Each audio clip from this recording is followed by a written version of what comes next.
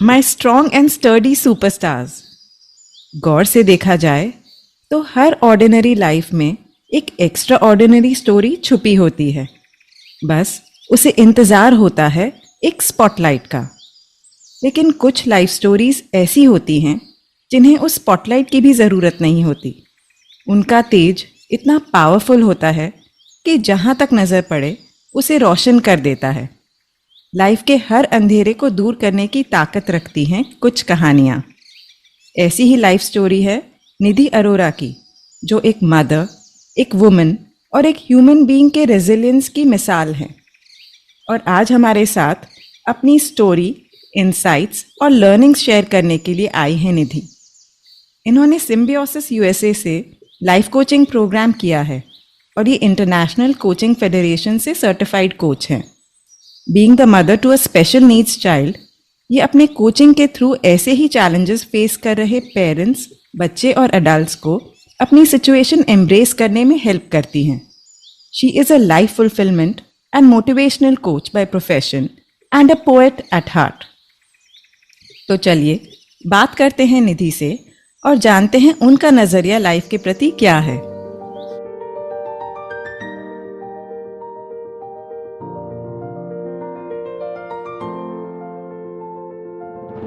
Hello, नमस्ते।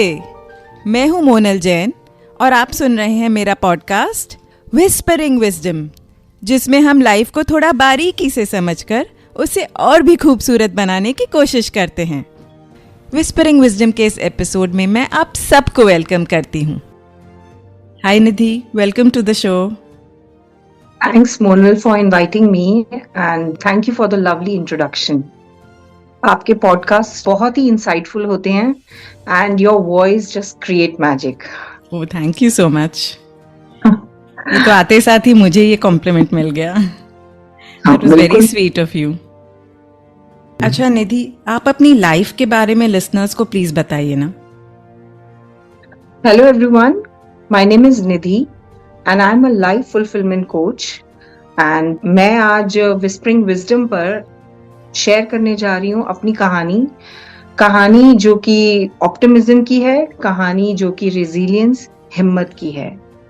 मैं एक स्पेशल नीड्स पेरेंट हूँ। My son is physically challenged and suffering from a rarest muscle disorder, DMD, Duchenne muscular dystrophy, with no cure in the world.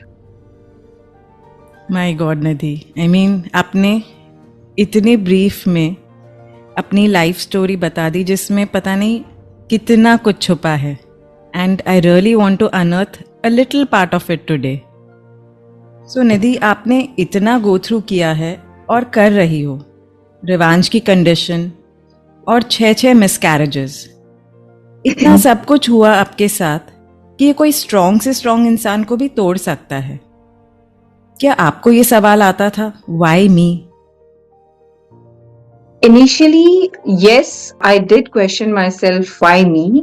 But जल्दी मुझे ये समझ आने लगा कि that there is something about this child, that there is a reason why universe chose me to be his mother. It's through Revansh, my son, I found the answer to why me. I found the purpose of my life. Today, I am a life coach who is motivating, healing, and empowering special needs people. तो इस सवाल why me का जवाब था I was the chosen one for the bigger purpose. Beautiful Nidhi. एक बात कहूँ Nidhi, I know a few people जिनको कुछ ना कुछ अपने बच्चों से रिलेटेड, मतलब they have may be learning disability और some kind of mental disability और मेंटली चैलेंज्ड, यस। और मैं चाहे उनको कितना भी कहूँ, मुझे भी लगता है मन में कि कहीं ना कहीं उनको भी लगता होगा कि इसके लिए बोलना आसान है, इसने थोड़े ये चीज़ जी है। और आप वो चीज़ जी रही हैं, तो आपके थ्रू जब वो आता है ना, तो उनको होप भी मिलता है और एक विश्वास भी हो सकता है कि if she can overcome it, we can also. Yes, absolutely. Nidhi, आपकी लाइफ एक रेगुलर मदर से डिफरेंट है। आपको day in day out Rivansh के लिए प्रेजेंट रहना पड़ता है। कई चीज़ों में उसे हेल्प करनी पड़ती है। इनन्यूमरेबल सैक्रिफाइसेस किए हैं आपने। Plus your second child is also very small. क्या आपको कभी केयर टेकर्स फटीग होता है? ऐसा लगता है बस आई can't do it any more, या फिर मॉम गिल्ट कि एक बच्चे पर इतना ध्यान देना पड़ता है तो मैं दूसरे को निग्लेक्ट कर रही हूँ। मोनल, अभी आपने कहा मेरी लाइफ डिफरेंट है, और क्योंकि डिफरेंट है इसलिए इंस्पायरिंग भी है। और रही बात क्या मुझे केयर टेकर फटीग होता है, see it's okay to be strong and tired at the same time, but I have a strong support system of family, friends and house help, जो मुझे वक्त पड़ने पर ना सिर्फ मेंटल इमोशनल बल्कि प्रैक्टिकल सपोर्ट देने के लिए भी हमेशा अवेलेबल रहते हैं। Right. And I can't do it was never an option for me. I will do it is all I know. Wow. And रही बात मॉम गिल्ट की, मॉम गिल्ट आई थिंक हर उस माँ को होती है जिसे सेकेंड चाइल्ड होता है। It's quite natural. Again, guilt feel करने से कुछ नहीं होगा। So rather than sulking, I created support system around myself, around my kids. ऐसा कभी नहीं हुआ कि रिवांश या राध्या निग्लेक्ट हो रहे हो, कभी नहीं। And it's all about priorities, and my children are my utmost priority. So true. मैं अगर मेरी भी बात करूं तो I think as a younger parent, I was always very self-critical.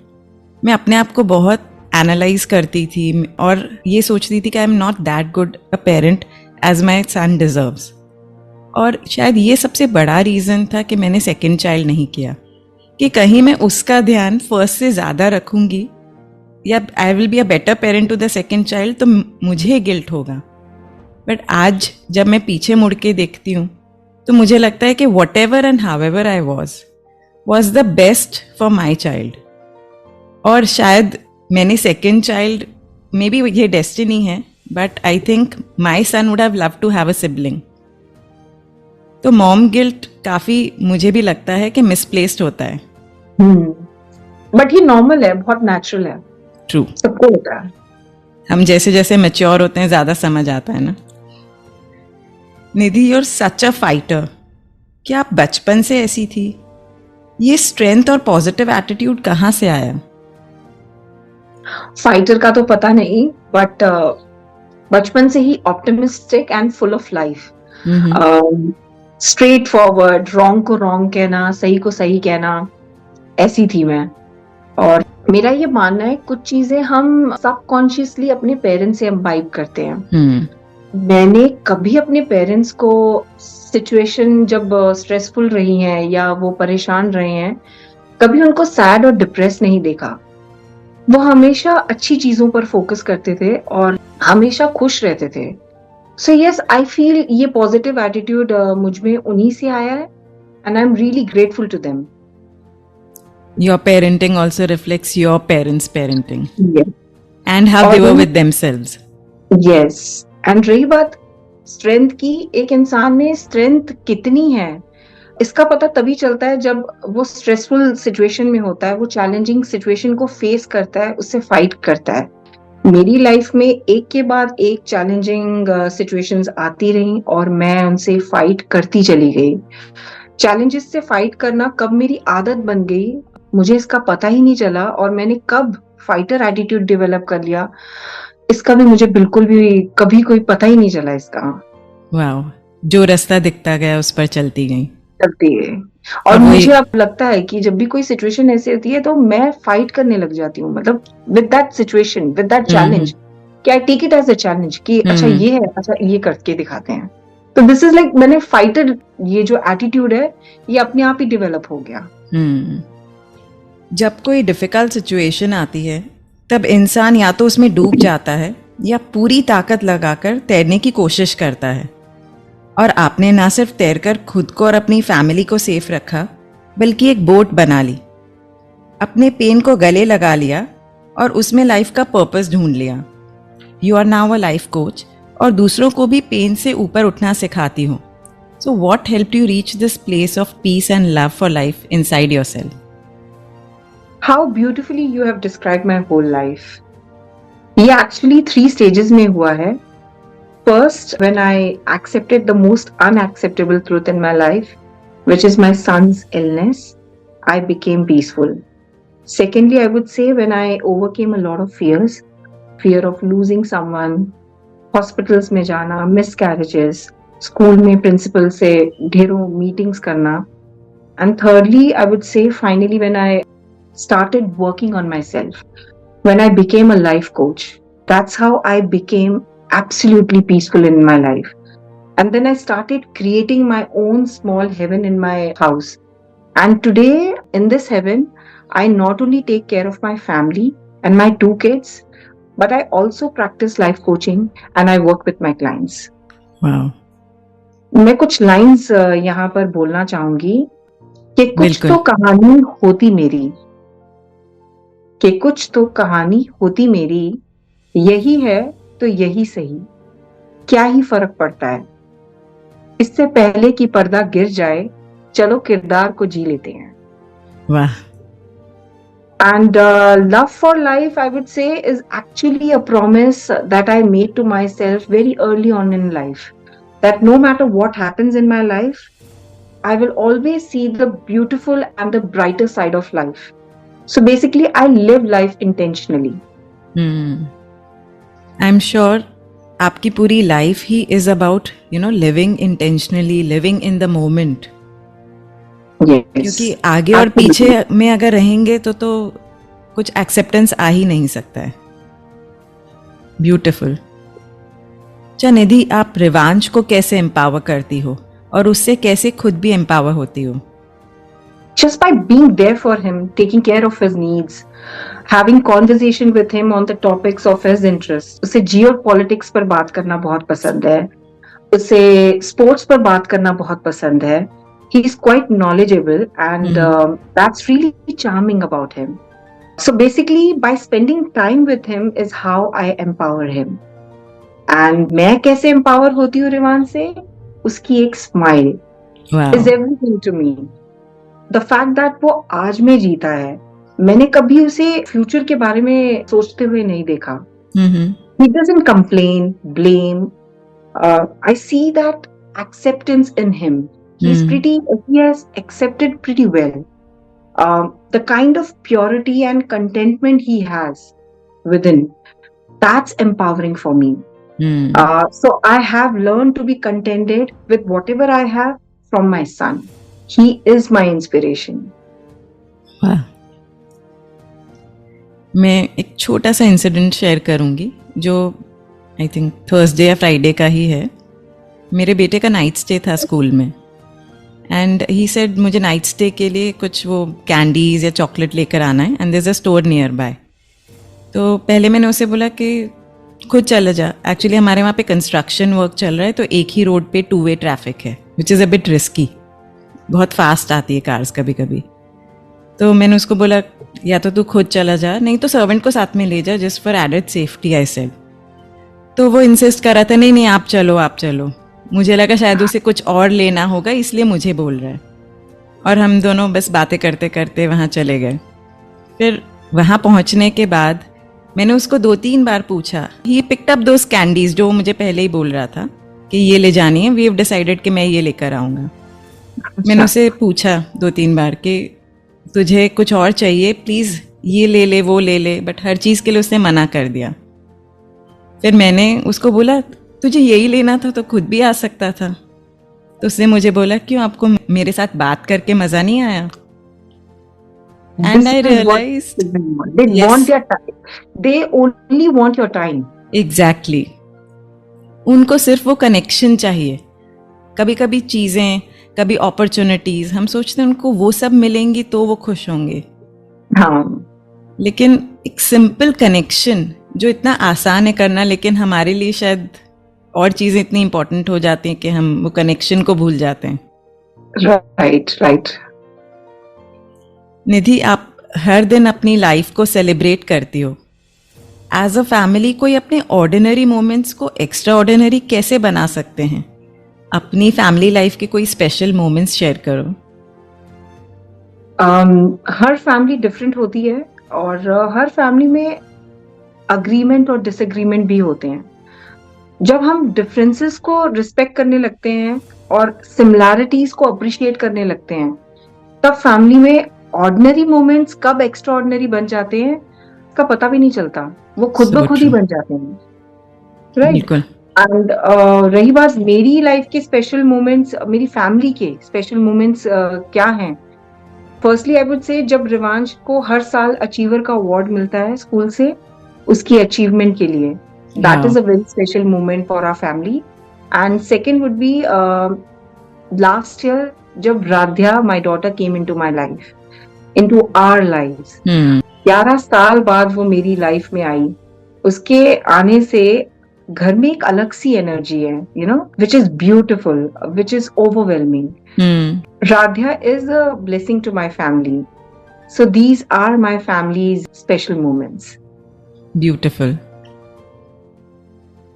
निधि, आप एक लाइफ फुलफिलमेंट कोच हो, तो आपके लिए फुलफिलमेंट की डेफिनेशन क्या है? मेरी डेफिनेशन फुलफिलमेंट की बिल्कुल अलग है। फुलफिलमेंट को हम अक्सर मटेरियलिस्टिक अचीवमेंट से जोड़ते हैं, बट क्या कभी सोचा है what if something happens in our life, what if there is suffering और pain, can we still experience fulfilment in life? मैं जानती हूँ बहुत लोग कहेंगे नहीं, my answer is of course, why not? One can experience fulfillment in the sufferings and pain only by working on their strengths. मतलब हम सब में कुछ यूनिक स्ट्रेंथ्स छिपी होती हैं, जैसे किसी में काइंडनेस, किसी में स्पिरिचुअलिटी, किसी में गुडनेस, और जब हम उन्हें एक्टिवेट करते हैं by doing acts of goodness, spirituality on a regular basis, you will see how these strengths in return will help you deal with your pain strongly. For example, my strength is optimism and motivating people. और जब मैं लोगों को motivate करती हूँ, that is so gratifying for me and it does give me strength to deal with my things. And that's fulfilling for me. So despite the pain and challenges, one can live life to the fullest. All you got to do is just work on your strengths. That's a very very good tip. Because हम इतना हमारे pen में involve होते हैं कि हम में क्या है उसको देखना भूल जाते हैं या उस पर ध्यान ही नहीं देते हैं। We are so oblivious to it कि अच्छा ये तो ठीक है, हमारा जो चीज़ सेकंड नेचर होती है वैसे भी हम उसको टेकन फॉर ग्रांटेड लेते हैं, बट उस टाइम पे ही वो स्ट्रेंथ काम आती है। Yes. So that's a very good thing that you said. Thank you. And Greek philosopher Socrates का एक कोट है कि he who is not contented with what he has would not be contented with what he would like to have. So yes, contentment does not come from outside sources. It has to be created from the fountain within. निधि, आपने life से सबसे important lesson क्या सीखा? Life is important. इंसान का होना जरूरी है जो आपकी दुनिया हो। हम अक्सर रिश्तों को बहुत लाइटली लेते हैं, टेकन फॉर ग्रांटेड लेते हैं। So valuing people around me, valuing each and every relationship has been the biggest learning in my life. I think ये इतनी profound बात है, लेकिन हम सब उसको बहुत कम वैल्यू करते हैं कि हमारे आसपास जो लोग हैं वो कितना मैटर करते हैं। हमारी लाइफ उनके बिना मतलब it would be like nothing. Yes, absolutely. मैंने शायद बहुत क्लोजली देख लिया, इसलिए बहुत लाइफ में बहुत छोटी उम्र में सीख लिया ये चीज। हर चीज की वैल्यू करती चली गई। पता है निधि, जैसे मैंने आपको पहले भी बताया, मैं दिल्ली में रह चुकी हूँ and I was married over there at the age of 20 I got married, और जब मैं 21 की थी आई गॉट डिवोर्स्ड। सो क्या होता है, सर्कमस्टांसेस जो भी हों, आप एक पूरे परिवार के साथ रहते हो। मेरे लिए बहुत टाइम तक जो भी लोग थे उस फैमिली में, मतलब it was difficult for me to digest that अच्छा वो अब मेरी लाइफ में है ही नहीं। अच्छा, ओके, बट एक्सेप्टेंस नहीं हो पा रही थी। टाइम लगता है ना, थोड़ा टाइम हील्स, जैसे एक सपने जैसा लगता है ना। I remember the first instance जब किसी के खोने की बात मुझे एक्सेप्ट करनी पड़ी थी वॉज माई मौसा जीज फ्रेंड, जो उत्तरायण पे हम एक दिन पहले ही उनसे मिले थे, and actually because of that only वो पतंग उड़ाते हुए ही fell from the terrace and he died because he fell from there. For me, I think that was the first time in life that I had to, face that death of someone and accept it. वो तो फिर भी इतने close नहीं थे, but for a child probably that was, like really seeing someone you know die and then accepting. फिर धीरे धीरे लाइफ में मैं शायद अलग अलग सिटीज़ में रही, फ्रेंड्स बने, फ्रेंड्स लाइक फैमिली हुए, और आपको उनको पीछे छोड़ना पड़ता है। और समझ में आया कि लाइफ ऐसी ही होती है, आपके पास जो मोमेंट्स हैं किसी के साथ, जो मोमेंट्स हैं उनको पूरा जी लो उनके साथ। जैसे अभी मेरी made who was with me since my son was 2 years old, she has just left, मतलब एमिकेबली वो थोड़ी एजेड हो गई हैं। सो जब उन्होंने कहा भी कि मैं अब और काम नहीं कर सकती, तो the thing that came to my mind was कि कितने ब्यूटिफुल ईयर्स हमने साथ में बिताए हैं, कि I could go anywhere easily leaving my son, क्योंकि वो थी। So being ever changing is the nature of life. और हमारे आसपास जो लोग हैं जब नहीं होते हैं तब उनकी वैल्यू करने से अच्छा है कि जब हैं तब कर लें। So thank you for bringing that to the forefront कि हमारे रिलेशनशिप्स कितने इम्पॉर्टेंट हैं। निधि, आज हमारे पास टाइम थोड़ा कम है, ड्यूटी कॉल्स, आपको रिवांश और अपनी बेटी को देखना है, इसलिए मैंने फैब 5 राउंड नहीं रखा है, but I would request you to end this session with one of your beautiful poems. Okay. जब चाहत सभी की आजादी है तो ख्वाहिशें क्यों बदनाम हैं, क्यों वो किसी रजा की गुलाम हैं, कहीं कोने में पड़ी हैं, कुछ तो वो कह रही हैं, पता तुझे भी है फिर भी नजरअंदाज हो रही हैं। यूं मायूस ना कर उसे, एक बार सुन ले उसे, शायद हो तेरी भलाई, कोशिश करने में नहीं कोई बुराई, कह सकेगा खुद से ये कभी, अच्छा किया मैंने अपने दिल की सुनी। वाह, आपके इमोशंस कैसे निकलते हैं आपकी पोएट्री में, it is beautiful. Thank you. आज मेरे पास आपके लिए एक पार्टिंग स्टेटमेंट है। जब मैंने आपकी स्टोरी पहली बार सुनी थी तब मुझे लगा था कि मैंने ऐसा कुछ पहले सुना है।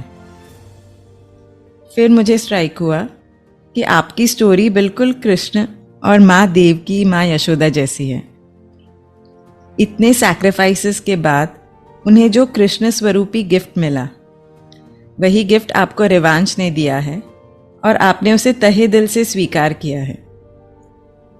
अपनी कृष्ण भक्ति को इस रूप में साकार करने के लिए मैं आपको सल्यूट करती हूँ। Thank you for touching our hearts and filling our lives with hope and belief. Thank you, Monal, for having me on the podcast. It was wonderful talking to you. Same here, Nidhi. It was so good connecting with you. Yeah. This is what happens when people come up to me. They just open up. उनको लगता है कि सब बात कर सकते हैं वो, हर बात। यही चाहिए ना कि हम अपने बैरियर्स सब तोड़कर अपने ऑथेंटिक सेल्फ को एक्सप्रेस कर पाएं। यस। इस एपिसोड को सुनने के लिए मैं आप सबको थैंक यू कहना चाहती हूँ। अगर इनमें से कुछ विचार आपको अपने से लगे, कहीं मन को छू गए, तो आप मुझे मैसेज कर सकते हैं इंस्टाग्राम या फेसबुक पर। मेरे बारे में और जानना हो तो मेरी वेबसाइट पर आप देख सकते हैं। इन सब की डिटेल्स नीचे डिस्क्रिप्शन में मेंशन की गई हैं। आप जिस भी ऐप पर मुझे सुन रहे हैं उस पर मुझे 5 स्टार रेटिंग देना मत भूलिएगा। और अगर आपको मेरी बातें अच्छी लगें तो मेरा शो सब्सक्राइब भी कीजिए। विजडम एक सागर की तरह है जिसमें जब जब हाथ डालो तब एक सुंदर मोती मिलता है।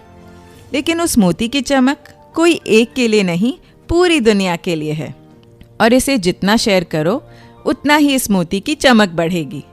इसलिए मेरा पॉडकास्ट अपने आसपास, अपनी फैमिली, फ्रेंड्स, कलीग्स सबके साथ शेयर कीजिए और इस विस्परिंग की चेन को बढ़ाते चलिए।